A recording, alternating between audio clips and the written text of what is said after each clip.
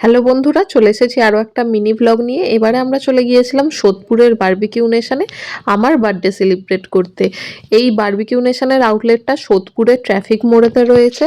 আমরা গিয়েছিলাম কোন্নগর বাটা ফেরিঘাট থেকে গঙ্গা পার হয়ে পানিহাটি ফেরিঘাটে নেমে সেখান থেকে অটো ধরে 5 মিনিটের রাস্তা ট্রাফিক মোড়ে নেমেছিলাম। ট্রাফিক মোড় থেকে 2 মিনিট হাঁটা পথেই কিন্তু এই বারবিকিউ নেশনের আউটলেটটা রয়েছে।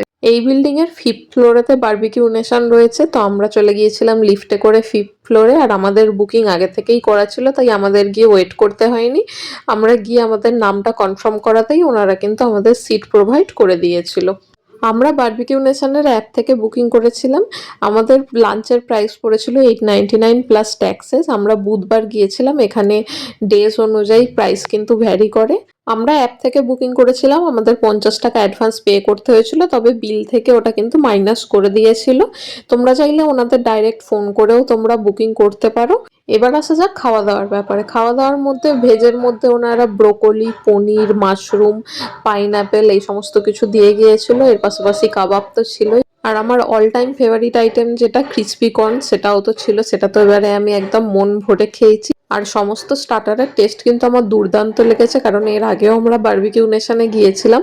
তো এবারে কিন্তু টেস্টের মধ্যে ওনারা যথেষ্ট আপগ্রেড করেছে। তো সবকটার টেস্ট আমার দারুণ লেগেছে। আর মেন কোর্সের মধ্যেও কিন্তু অনেক রকমের আইটেম ছিল। নুডলস ছিল, চিকেন বিরিয়ানি ছিল, ফিশ, চিকেন, মাটন সমস্ত কিছুই ছিল। তার পাশাপাশি বাসন্তী পোলাও ছিল। ভেজেরও কিন্তু একটা সেকশন ছিল। তো ভেজের দিকে আমরা যাইনি। আর যে নন ভেজের মধ্যে আইটেমগুলো ছিল সেগুলোও আমরা সব খেতে পারিনি।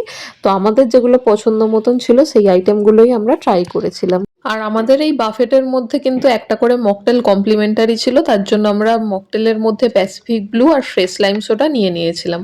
আর মেন কোর্সের মধ্যেও আমি যে আইটেমগুলো ট্রাই করেছিলাম সেই আইটেমগুলোর টেস্টও আমার দুর্দান্ত লেগেছে। আর এদিকে মাটন লাভার মাটন নিয়ে বসে গেছে। আর আমি একটু চিকেন বিরিয়ানিটাও ট্রাই করেছিলাম। মাটনের পাশাপাশি চিকেন বিরিয়ানিটাও কিন্তু আমার অসাধারণ লেগেছিল। তোমরা যদি এই সোদপুরের বারবিকিউ নেশনটাতে যেতে চাও তাহলে এটার লোকেশন আমি ডেসক্রিপশন বক্সে দিয়ে দিয়েছি, তোমরা চেক আউট করে নিও। তো এবার আসা যাক ডেজার্ট সেকশনে। ডেজার্টের মধ্যেও কিন্তু অনেক রকমের কেক ছিল, ব্রাউনি ছিল, ফিরনি ছিল, সিমুই ছিল, জেলি ছিল, ফ্রুটস ছিল। মানে এক কথায় বলতে গেলে চোখের সামনে পুরো স্বর্গ ছিল। তবে এখানেই শেষ নয়, ডেজার্ট সেকশনে কিন্তু আরও ছিল আঙ্গুরি গোলাপ জামুন, মুগ ডালের হালুয়া, জিলিপি। এর পাশাপাশি ছিল আইসক্রিম আর কুলফির সেকশন। আইসক্রিমের মধ্যে ভ্যানিলা, চকলেট, স্ট্রবেরি এই ফ্লেভারগুলো ছিল। আর ছিল কুলফির মধ্যে মালাই, চকলেট, ম্যাঙ্গো, কেশর পেস্তা ইত্যাদি। তো ডেজার্টের মধ্যেও আমি যা যা ট্রাই করেছিলাম আমার সমস্ত কিছুই ভালো লেগেছে। আর কুলফিগুলোর টেস্টও কিন্তু সুপার ছিল।